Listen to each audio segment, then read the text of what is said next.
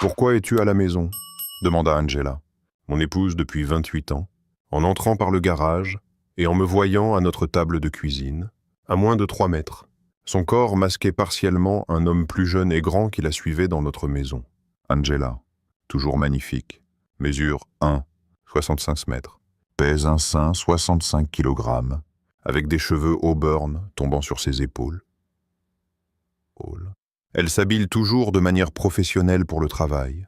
Et aujourd'hui, dans un chemisier blanc, un bouton supplémentaire défait révélait un décolleté attirant entre sa poitrine spectaculaire de bonnet 38D.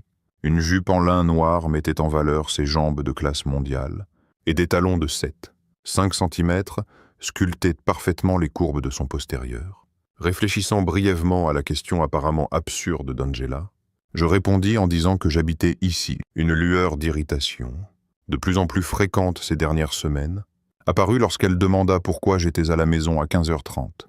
Je plaisante souvent avec quiconque veut bien m'écouter en disant que j'aime Angela depuis notre première rencontre. L'ayant rencontrée comme assistante administrative pour 4 hauts dirigeants de son entreprise, elle m'avait accompagné jusqu'à la suite exécutive pour des heures de réunion, prenant un risque. Je l'avais invitée à dîner alors qu'elle me raccompagnait au hall, et le reste appartient à l'histoire.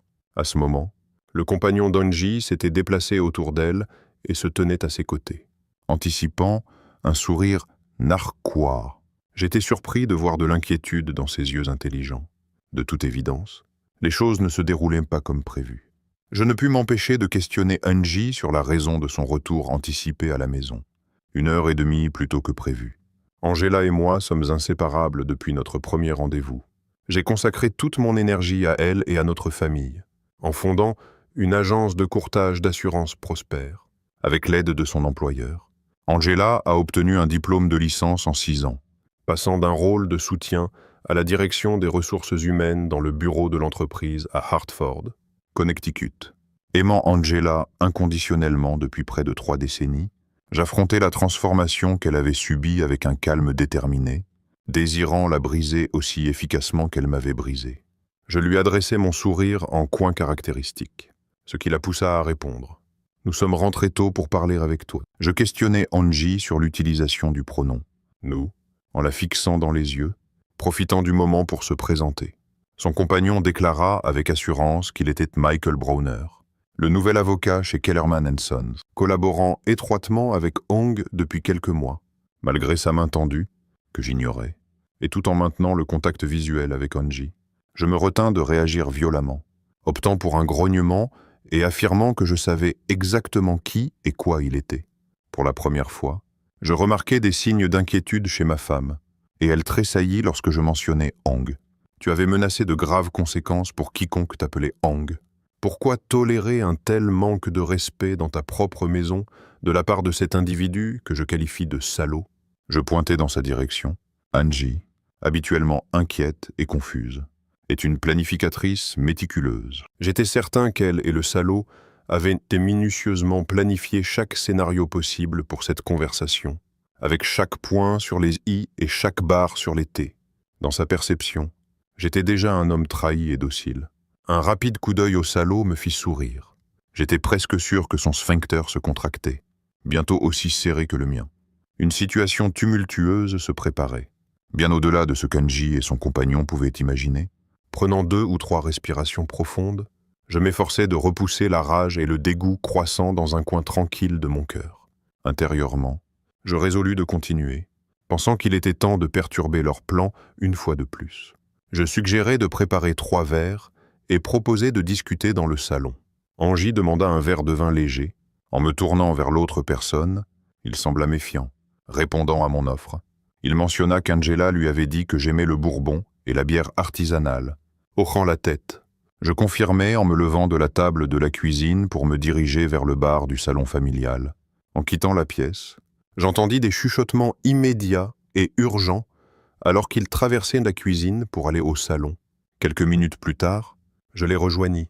Ils étaient assis ensemble sur le canapé. Je tendis à Angie son merlot préféré et au salaud un verre tulipe d'Ambral. Je m'installai dans un fauteuil en face d'eux. Après avoir levé mon verre en guise de salut, je pris une gorgée du liquide brûlant, Rendant le toast, le salaud sirota sa bière, étudiant la couleur et la carbonatation. Il fit une remarque sur la complexité de l'âle ambré, demandant de quelle bière il s'agissait. Je répondis que c'était une Pabst Blue Ribbon. À la mention de la bière, les yeux du salaud s'enflammèrent de colère.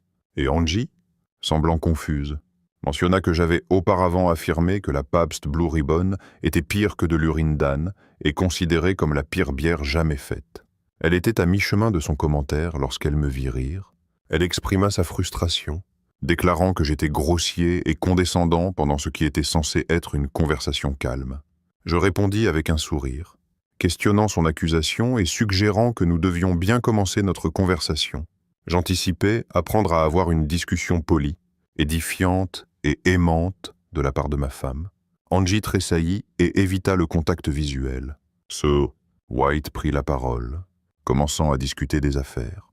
Je l'interrompis, m'adressant à lui et soulignant son utilisation initiale de Harrington, avant de passer présomptueusement à m'appeler Chris.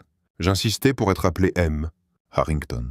Alors que son visage commençait à rougir, je conclus avec un haussement d'épaule et suggérai l'alternative de m'appeler monsieur. Au lieu de laisser S, White continuait. Je me tournai vers Angie et demandai avec chaleur de quel sujet elle voulait discuter. Quant S, White sembla prête à répondre. Je l'interrompis, lui disant que je m'adressais à ma femme et lui ordonnant de rester assis, de boire son âle ambré complexe et de se taire.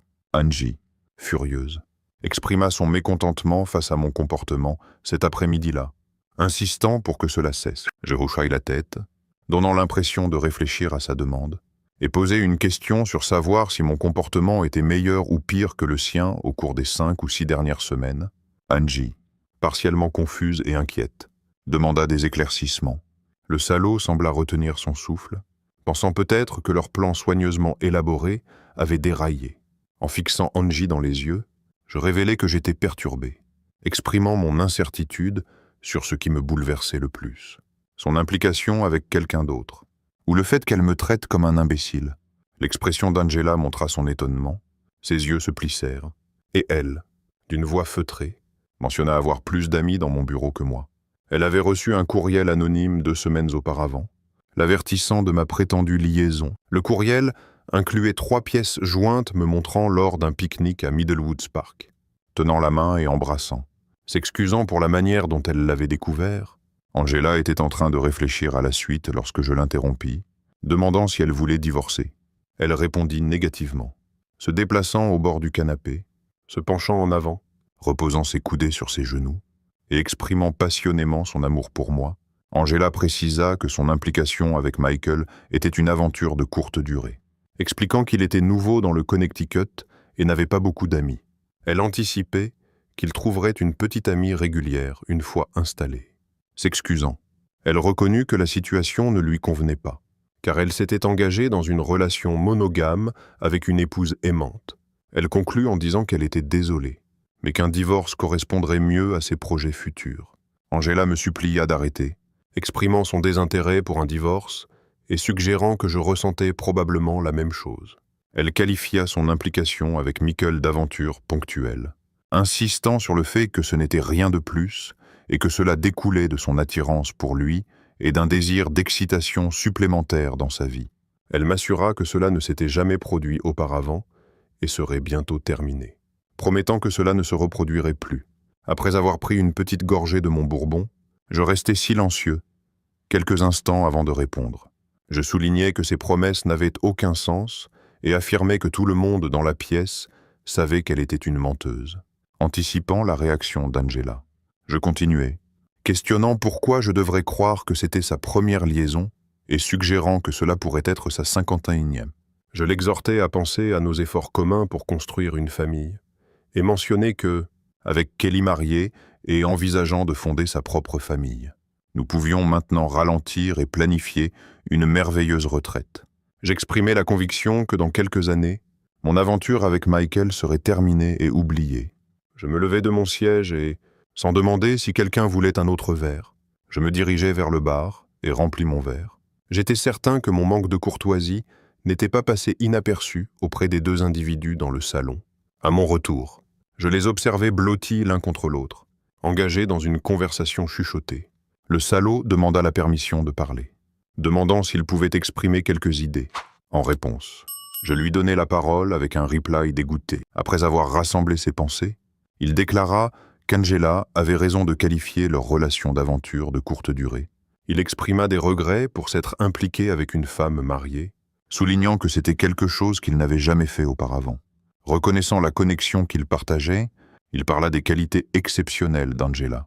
Tout en comprenant ma mention de divorce dans le feu de l'action, il déconseilla cette option à long terme, notant les décennies que nous avions investies ensemble et conseillant de ne pas les jeter.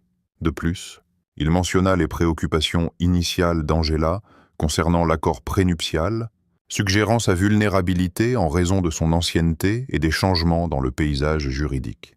Il rejeta son applicabilité, affirmant qu'il manquait de preuves d'infidélité. Je réfléchis à comment ma femme avait pu être si mal guidée alors qu'il concluait son résumé juridique.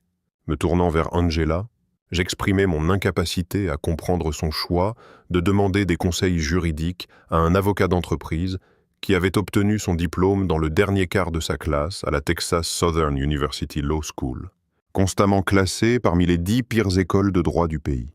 Je questionnais comment elle savait que ce type n'avait pas fini, expliquant que connaître son ennemi était l'une de mes devises, redirigeant mon attention vers Angela. Je m'enquis de son plan pour aller de l'avant. Après avoir pris quelques instants pour réfléchir, elle révéla qu'elle et Michael passaient le week-end ensemble. Elle détailla leur itinéraire, mentionnant sa présence dans son appartement ce soir-là et un voyage à New York le lendemain. Il prévoyait d'y rester vendredi et samedi soir, avec son retour à la maison le dimanche.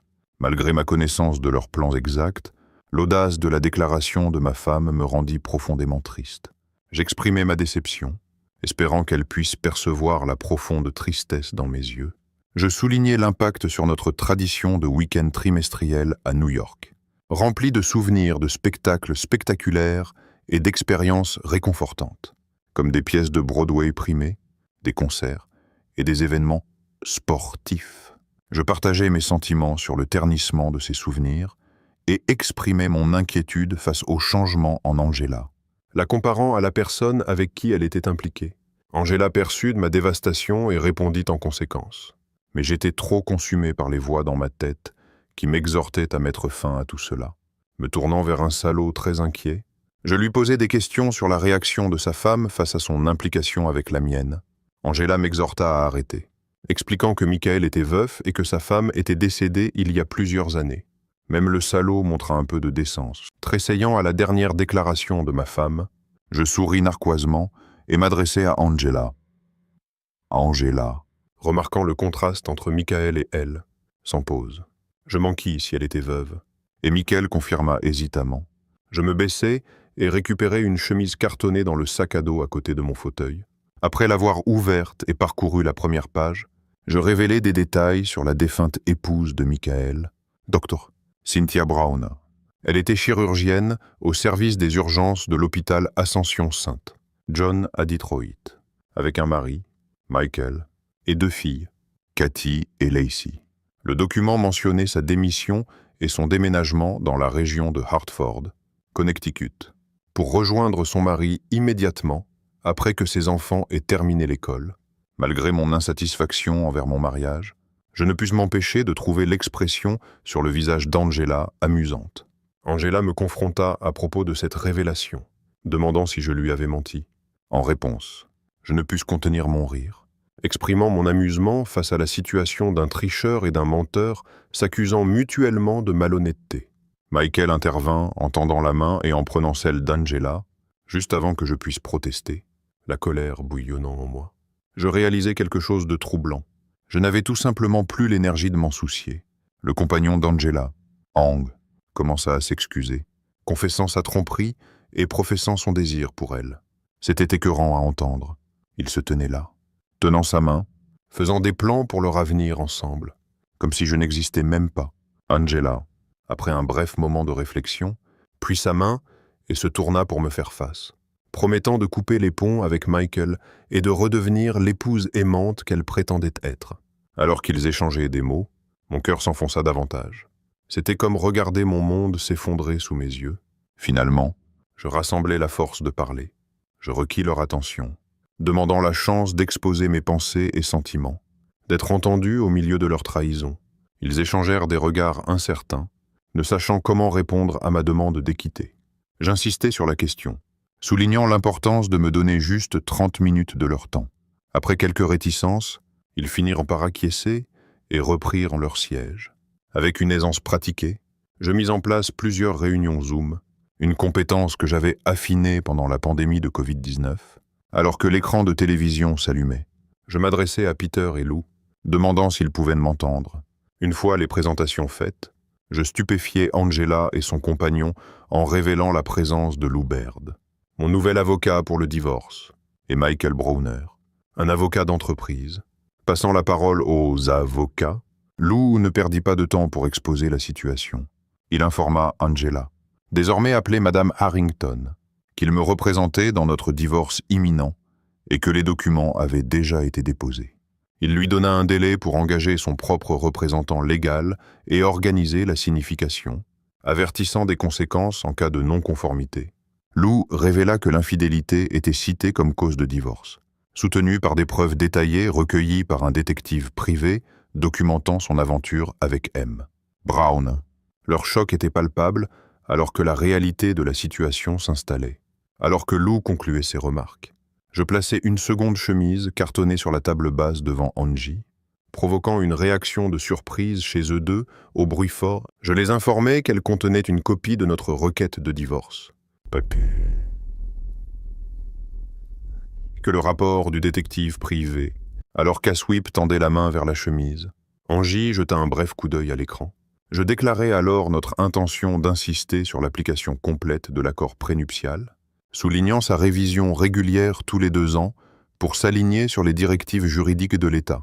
Avec la signature signée et notariée d'Angie sur chaque mise à jour au cours des 28 dernières années, j'exprimai ma confiance en son applicabilité. Ensuite, je transmis la décision prise par le conseil d'administration de Harrington Brokerage la veille, qui relevait Angie de toute responsabilité corporative et mettait fin à son association avec mon entreprise.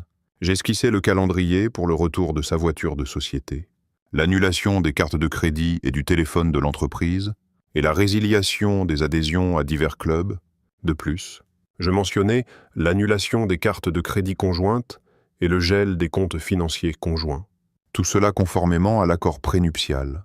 Nous détaillâmes ensuite notre demande de répartition des actifs à 80-20 en ma faveur, y compris la conservation de la maison libre et claire par moi-même, ainsi que la demande d'expulsion accélérée et une période de 30 jours pour qu'Angie retire ses effets personnels de la propriété. Je mentionnais l'absence de pension alimentaire et de soutien aux enfants, et notais qu'il y avait des revendications supplémentaires que l'avocat d'Angie pourrait expliquer. Lou conclut en demandant s'il avait manqué quelque chose, à quoi je répondis qu'il avait couvert tous les points essentiels, exprimant ma reconnaissance pour sa minutie. Alors que l'écran de télévision s'éteignait, Angie se leva immédiatement et s'exclama qu'il devait attendre. Elle se tourna vers moi et demanda de les rappeler car elle avait des questions. Je répondis en l'informant que cela ne fonctionnait pas ainsi et qu'elle devrait engager son propre avocat pour obtenir des réponses. Angie exprima alors sa frustration, menaçant de me détruire. Avec un sourire narquois, je me tournai vers son compagnon et m'enquis de son opinion juridique sur l'impact potentiel de ce développement dans le divorce. Son absence de réponse fit sombrer Angie dans le canapé, visiblement bouleversée. Je ne pus m'empêcher de sourire largement en agitant la télécommande de la télévision vers elle avant de la pointer à nouveau sur la télévision. Alors que la deuxième réunion Zoom commençait, je m'adressai à Jake et confirmai s'il pouvait m'entendre. Il répondit, indiquant qu'il avait une conférence téléphonique à assister et devait faire court. Il informa Browner de son licenciement, déclarant que ses effets personnels étaient retirés de son bureau et seraient laissés dans le hall, avec une fenêtre de 24 heures pour les récupérer avant leur élimination. Jake mentionne qu'aucune recommandation ne serait fournie à Angela. Je pouvais sentir la peur d'Angela alors que la voix de son patron ralentissait et soupirait. Observant ses tremblements, je réalisais qu'elle était terrifiée. Malgré l'expression de sa déception face au comportement d'Angela en tant que membre senior de son personnel, Jake reconnut ses 29 années de service exemplaire. Cependant, Il annonça que son poste à Hartford avait été supprimé et lui offrit un rôle similaire dans leur établissement à Albany, New York. Il lui donna 1 semaine pour décider du transfert et 30 jours pour compléter le déménagement. L'écran redevint noir, laissant Angie en larmes, tandis que son compagnon s'affalait sur le canapé. Je souriais intentionnellement au salaud. Quand il me vit, sa rage commença à monter. Il était plus jeune, plus grand, et, je suppose, plus fort. Malheureusement pour lui. Il était aussi stupide qu'un sac de pierre. Alors que le salaud était prêt à exploser, j'agitai à nouveau la télécommande, la pointai vers la télévision et appuyai sur un bouton. L'écran s'alluma.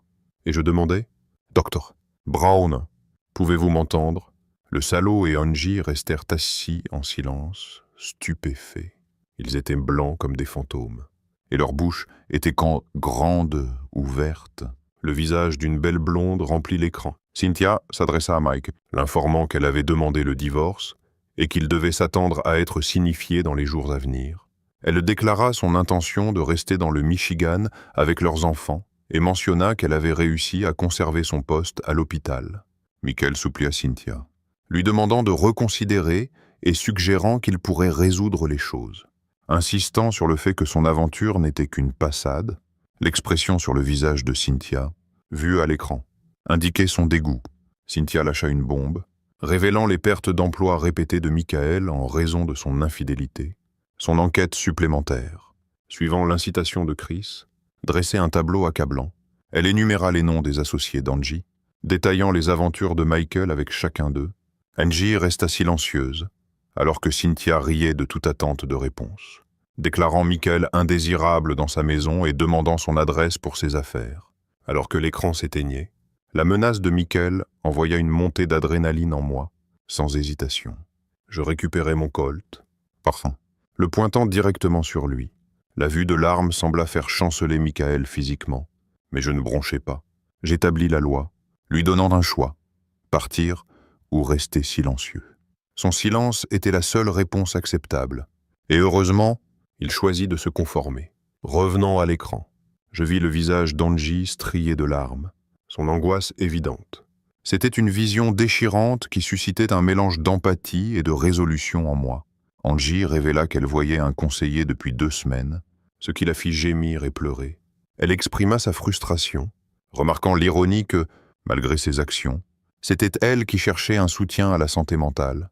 Je répondis avec un rire, reconnaissant l'absurdité de la situation. Plus tard, je racontai à Angela une question perspicace posée par Dr. Water lors de notre séance de conseil. Elle demanda si je comprenais l'expression « l'amour est aveugle », ce qui résonna en moi. Je réfléchis à comment mon amour pour Angie m'avait aveuglé sur ses défauts, au point même d'ignorer son infidélité. Malgré tout, je transmis la profondeur de mon amour pour elle, exprimant mon doute qu'elle trouve quelqu'un d'autre qui l'aime aussi intensément que moi. Angie, toujours visiblement bouleversée, expliqua qu'elle avait l'intention de continuer à voir Dr. Waters, soulignant l'importance d'avoir quelqu'un de fiable à qui se confier. Surtout après une expérience aussi traumatique, elle exprima son incrédulité face à l'ampleur de l'humiliation et du manque de respect qu'elle avait enduré de la part de quelqu'un qu'elle aimait profondément. Cependant, elle resta optimiste, déclarant sa détermination à surmonter la douleur et à passer à autre chose dans la relation. Angie mentionne avoir discuté de ses plans pour la journée avec Dr. Waters, qui avait des réserves sur la recherche de vengeance, mais approuva les 3 premières réunions Zoom comme une forme de revanche. Cependant, Dr. Water déconseilla la réunion Zoom suivante, craignant qu'elle ne retarde la récupération personnelle d'Angie en raison de la douleur émotionnelle qu'elle pourrait causer. J'y ai réfléchi et je reconnais que Dr. Wilson a probablement raison. La réunion Zoom à venir risque de causer plus de mal que de bien. Mais je m'en fiche. Cette réunion me fera mal. Mais elle vous anéantira. En levant la télécommande pour la 4e fois et en l'agitant vers Angie, elle se recroquevilla sur le canapé. Dans la panique, je la pointai vers la télévision et appuyai sur le bouton. Tous les regards étaient rivés sur l'écran. Et quand le visage apparut, Angie exprima sa détresse, murmurant dans l'angoisse, la fille de Chris, Kelly, exprima alors son amour pour son père, ce qui le poussa à lui rendre l'appareil. Angie cria « demandant comment Chris pouvait la traiter si mal. Kelly intervint, révélant qu'elle avait entendu la conversation d'Angie avec son petit ami et était au courant de leurs actions et plans. Elle exprima sa déception et son dégoût envers sa mère, qualifiant ses actions de grotesques et pitoyables. Angie tenta de se justifier, mais Kelly resta ferme, affirmant que le comportement d'Angie était égoïste et égocentrique. Angela exprime sa profonde solitude à Kelly, expliquant combien elle lui manquait depuis qu'elle avait déménagé. Kelly, paraissant perplexe à l'écran, demanda si Angela la blâmait pour ses propres problèmes. Angela nia cette accusation, insistant sur le fait que ce n'était pas ce qu'elle voulait dire. Malgré la supplication d'Angela de venir à Boston pour parler, Kelly rejeta l'idée, citant les plans d'Angela d'être avec son nouveau petit ami et leur célébration privée près de Cape Cod. Kelly révéla sa grossesse et son intention de célébrer avec ceux qui apportent amour et bonheur, et non la négativité qui a consumé la vie d'Angela. Angela, affirmant son autorité maternelle, exigea une invitation, mais Kelly refusa fermement, cherchant une célébration exempte du tumulte que représente Angela. Pour la 4e fois, l'écran s'éteignit tandis qu'Angela restait assise, visiblement bouleversée. Je me levai et plaçai discrètement mon pistolet à l'arrière de mon pantalon. J'annonçai que j'allais dîner dehors et reviendrais dans 2 heures. M'adressant à Angela, je lui demandai de faire ses bagages et de prendre ses affaires essentielles, l'informant qu'elle ne serait pas autorisée à revenir jusqu'à ce que le tribunal réponde à ma requête de divorce. Un processus qui devrait prendre environ 1 semaine. Me tournant vers le salaud, je lui rappelai mes capacités et lui donnai 3 jours pour quitter l'État, avertissant de graves conséquences s'il restait d'ici lundi. En ouvrant la porte d'entrée, je jetai un regard en arrière sur les individus vaincus et mentionnai la prétendue beauté du week-end à venir à New York. Je m'appelle Jim Reynolds et j'ai maintenant 56 ans. Mesurant 1,93 mètres, en bonne forme physique. J'ai été marié à Kelly pendant 22 ans, que je considère comme mon âme sœur. Kelly, 45 ans, avec des cheveux blonds, des yeux bleus, et mesurant 57 mètres. Et faite pour l'amour. Je chérissais les moments d'amour avec elle, lorsque nous étions seuls, bien qu'il y ait eu des moments où elle ne me rendait pas l'appareil. J'ai passé 8 ans dans les forces spéciales juste après le lycée, maîtrisant les explosifs, suivi de 6 ans dans une école d'ingénieurs. Par la suite, j'ai créé ma propre entreprise. Aujourd'hui, une entreprise de construction multimillionnaire en dollars. Peu de gens connaissent mon service militaire en raison des démons que j'ai combattus, ce qui a conduit à 4 ans de conseil. Ma licence de pilote précède mon service militaire, mais Kelly ne m'a jamais fait assez confiance pour m'accompagner en vol. Je suis tombé amoureux de Kelly dès le premier instant, et nous nous sommes mariés 2 ans plus tard, issus d'une vieille fortune. Avec son nom de jeune fille, Moore, elle descendait de Richard Moore du Mayflower. La famille de Kelly, cependant, me considérait comme un simple serviteur. Malgré cela, je n'ai ménagé aucune dépense pour elle, achetant une grande maison à Cambridge, Massachusetts, complète avec un garage pour 4 voitures et une BMW. Nous avons 2 enfants, ou plus précisément, elle a 2 enfants, John, 21 ans, et un autre de 19 ans, tous 2 à l'université. Je leur ai acheté à chacun des BMW neuves, et je possède un pick-up GMC à 4 roues motrices de 10 ans. Il y a environ 6 ans, ils ont commencé à me maltraiter, révélant plus tard qu'ils ne me considéraient pas comme un membre de la famille. Ils n'écoutent pas mes paroles et font ce qu'ils veulent, n'écoutant que Kelly. Leur mère. J'ai engagé John il y a 8 ans, pensant qu'il était mon meilleur ami, mais les enfants semblaient l'adorer. Il y a environ 1 an, Kelly a laissé sa boîte de courriel ouverte par inadvertance, et ma curiosité m'a conduit à tout lire. À mon incrédulité, elle professait me détester depuis notre rencontre. Un sentiment partagé par toute sa famille. Choquant. J'ai découvert que les enfants ne sont pas les miens. Ils appartiennent à mon ex-meilleur ami John, une vérité qu'ils connaissent depuis environ 6 ans. À mon insu, John connaissait Kelly avant que je l'engage. Et la situation les amuse. Mon fils Rick et John, mon ex-meilleur ami, trouvent de l'humour dans mon ignorance. En épousant Kelly, mon beau-père a insisté sur un contrat prénuptial que j'ai signé. Il expire dans 2 ans et demi après 25 ans de mariage et inclut une clause d'infidélité stipulant que les tricheurs partent sans rien. Un ami de mes jours militaires, Kevin, m'a mis en contact avec Paul, un expert en surveillance.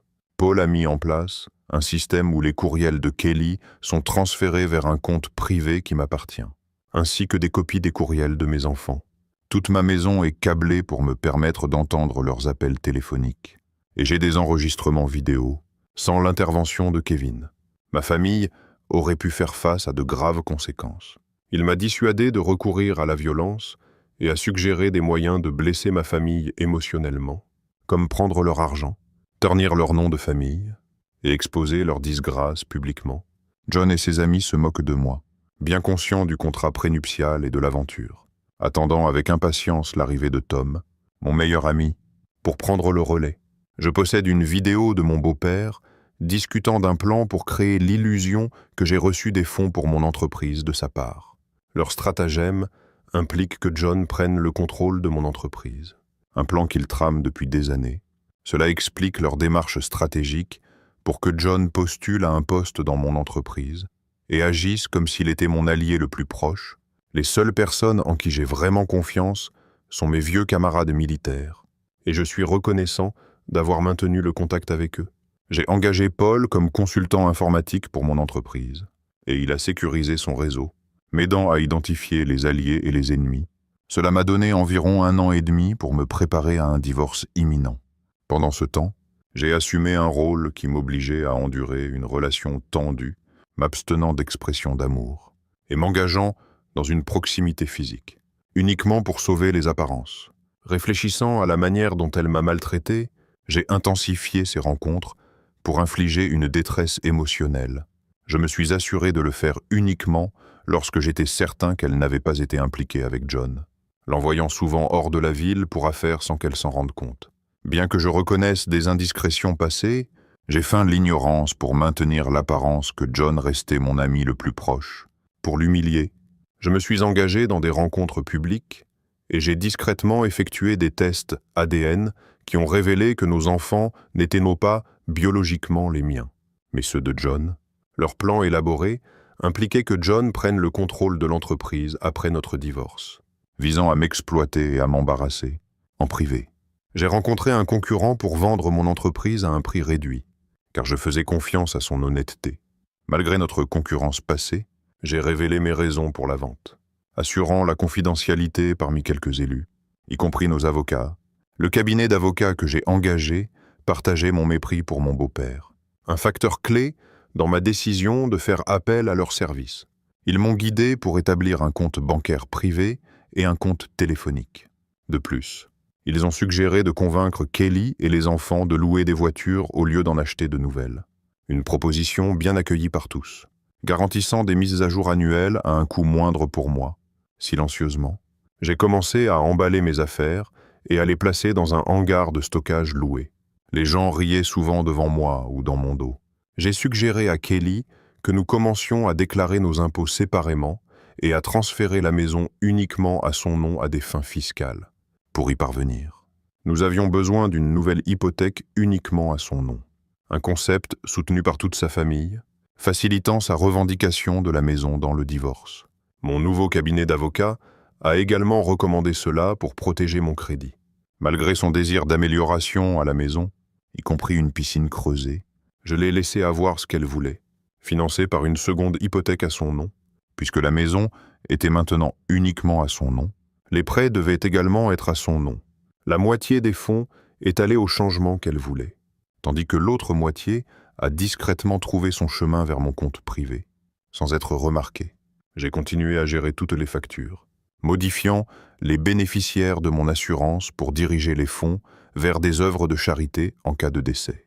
J'ai vendu mon entreprise sans attirer l'attention, m'assurant que les nouveaux propriétaires conservaient tous les employés sauf John et ses associés. En Hunan, tout était prêt pour mon départ. J'ai proposé de traiter toute la famille, y compris les beaux-parents, et mon désormais ex-meilleur ami John, avec un voyage de 2 semaines en Europe, une démarche dont ils se sont probablement moqués dans mon dos. Mais cela servait mon objectif, surtout que Kelly a payé la facture. J'ai acheté discrètement 60 hectares de terrain en Alaska, accessible uniquement par avion. Utilisant ma licence de pilote caché, des plans ont été faits pour une cabane hors réseau sur pilotis et un abri pour avion, avec une entreprise engagée pour la construire. visant un état prêt à emménager. Reconnaissant le délai plus long pour l'achèvement, j'ai également acheté une maison avec un grand garage de type grange. Ma résidence serait à Fairbanks, une maison simple où je pourrais garder un camping-car et avoir un endroit où séjourner lorsque je voudrais voyager. Un ami militaire, qui partageait mon aversion pour mes beaux-parents, a enregistré un nouveau camping-car à son nom. Malgré sa réticence, j'ai insisté pour le dédommager. Lui et mes autres amis, pour leur aide, d'après les courriels de Kelly. Ils pensaient que j'étais naïf. J'ai cessé les paiements sur la maison, leur voiture, les assurances et les services publics. Tout était au nom de Kelly. Ainsi, son crédit en souffrirait, pas le mien.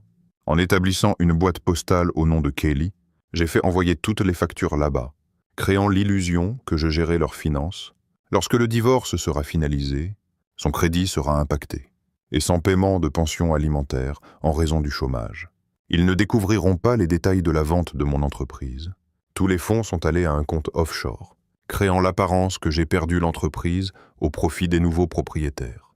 De plus, mon plan implique de disparaître.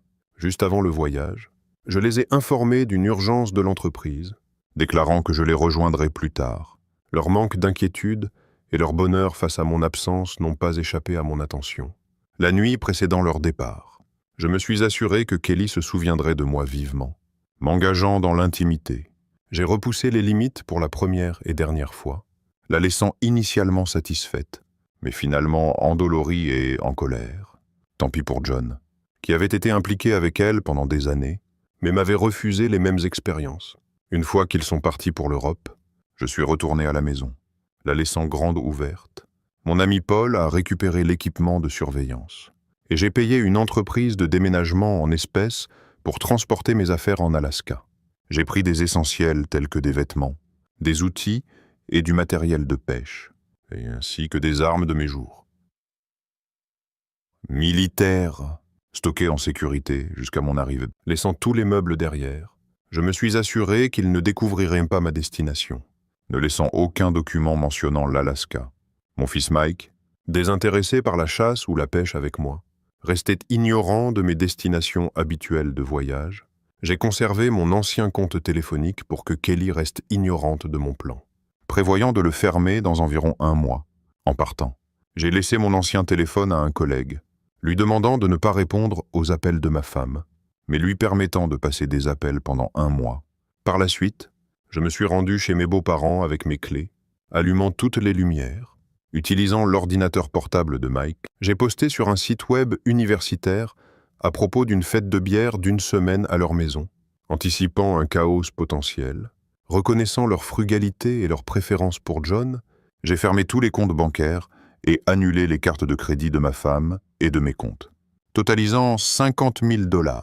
J'ai vendu mon camion à un concessionnaire automobile et, après 3 jours, je suis parti pour l'Alaska sans révéler ma destination.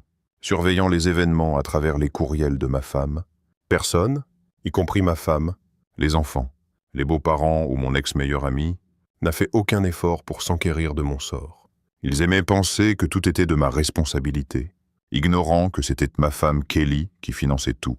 J'ai pris mon temps pour profiter des paysages tout en traversant le pays, ne comptant que sur l'argent liquide pour les dépenses. J'ai conduit jusqu'à Bellingham, Washington, pris un ferry pour Valdez, Alaska, puis continué jusqu'à Fairbanks. Tout cela sans avoir besoin d'un passeport. Au moment où j'atteignais Washington, Kelly et sa famille étaient rentrés d'Europe, trouvant leur maison et propriété dévastées, totalement inconscientes que j'avais orchestré cela. Étonnamment, ils n'avaient pas remarqué mon absence, étant plus préoccupés par leur maison que par mon départ. Ce fut la police, et non ma soi-disant famille, qui commença à s'enquérir de moi. Ce dimanche-là, un jour après leur retour aux États-Unis, accordant à mon avocat une procuration écrite pour mon divorce, je les informais que je vérifierais dans 2 semaines sans révéler mon emplacement. Le lundi matin, Kelly reçut ses papiers de divorce pour infidélité. Bien que je voulais poursuivre John pour aliénation d'affection, la loi du Massachusetts l'interdisait en raison de nombreuses poursuites contre des politiciens de l'État. Néanmoins, John et ses associés perdirent leurs emplois conformément à mon accord avec les nouveaux propriétaires de l'entreprise. Avec toutes ces affaires disparues, c'était dommage. Kelly se retrouva à devoir plus qu'elle n'avait en banque. Poursuivie par des créanciers et ses voitures saisies, l'électricité et l'eau furent coupées. Les taxes foncières et les 2 hypothèques étaient en retard, l'obligeant, elle et ses enfants gâtés, à emménager dans l'hôtel de ses parents puisque leur maison était complètement détruite. Ses parents durent louer des voitures pour toute la famille, ressentant de l'empathie pour leurs difficultés. John dut également emménager avec eux, plaidant auprès des parents de Kelly pour une voiture de location. Ils passèrent de BMW à des véhicules moins impressionnants. Kelly et sa famille engagèrent des détectives privés pour me localiser, tandis que les avocats de Kelly tentaient de retarder le divorce. Une démarche futile. L'affaire attira l'attention du public avec les résultats des tests ADN et des vidéos explicites circulant en ligne. Des enregistrements audio exposaient la durée de l'aventure, l'implication de la famille, et leur plan pour me ruiner et m'humilier publiquement, saisir mon entreprise, et leur mépris pour la classe moyenne. Des vidéos et des enregistrements audio de sa famille, corrompant des politiciens et des fonctionnaires publics et maltraitant des individus honnêtes, furent diffusés sur divers sites web. Le divorce fut finalement conclu. Le juge assigné à l'affaire dut se récuser car il était l'un des fonctionnaires publics exposés et corrompus. Bien que j'aie contacté les enfants, ils m'ignorèrent, 5 ans plus tard. Lors d'une visite à Boston, pour finaliser quelques affaires anciennes, je me rendis dans un restaurant fréquenté par sa famille. Ils passèrent devant moi sans me reconnaître. Maintenant, avec des cheveux gris longs, une barbe, et en meilleure forme, je demandai à mon serveur d'envoyer une bouteille de champagne à leur table. Toute la famille semblait avoir vieilli de 20 ans. Ils me fixèrent, et après quelques minutes, Kelly cria « Mon Dieu !» Espèce de fils de Grimalkin. Elle me reconnut et révéla mon identité à eux. John tenta de m'affronter, mais d'un seul coup de poing. Je l'assommai. Quand son fils s'approcha, je le maîtrisai, mais pas complètement. Kelly accourut, me réprimandant pour avoir ruiné sa famille et lançant des insultes. La police arriva et m'arrêta. J'avais demandé au serveur de contacter mon avocat car je doutais que la police me le permette. Ils examinèrent les bandes de surveillance, confirmant mon interaction calme, et me relâchèrent par la suite. Les images montraient que j'avais envoyé du champagne et conversé calmement avec eux, mettant en évidence ma position de légitime défense. Sans la prévoyance de mon avocat pour préparer de tels incidents et obtenir des copies des bandes de surveillance, je crois que la police ne m'aurait pas relâché. Étant donné leur lien avec mon beau-père, Kelly téléphona à ma chambre d'hôtel, demandant une conversation. Nous nous rencontrâmes dans le hall de l'hôtel, m'assurant que notre discussion était enregistrée. Elle me demanda pourquoi j'avais pris de telles mesures contre elle et sa famille. Je la regardais avec incrédulité, révélant calmement que j'avais découvert leur complot contre moi et agi de manière préventive. Je révélai ma connaissance de son aventure continue avec John, questionnant pourquoi elle m'avait épousé si elle me haïssait. Je m'abstins de mentionner la maison câblée ou l'espionnage à travers son courriel. Ils perdirent leur maison et leur voiture. Mike perdit sa maison et son camion, forcé de vivre avec ses parents. Kelly rejeta cela comme n'étant pas personnel, s'échappant initialement de sa famille. Elle admit avoir pris plaisir à me manipuler et à apprécier la situation impliquant John. Je lui demandai pourquoi elle ne m'avait pas divorcé lorsqu'elle avait rencontré John, et elle prétendit que c'était initialement amusant, s'assurant qu'elle gagnerait tout. Je laissai les choses ainsi, retournant dans ma chambre sans autre commentaire. Le lendemain, je partis, retournant en Alaska, pour savourer une vie paisible. Je les laissais aux prises avec les ruines que j'avais causées dans leur vie, leur crédit, leurs finances, leur fierté et leur réputation, bien préférable à recourir à la violence. Ils devront vivre avec le rappel constant de moi,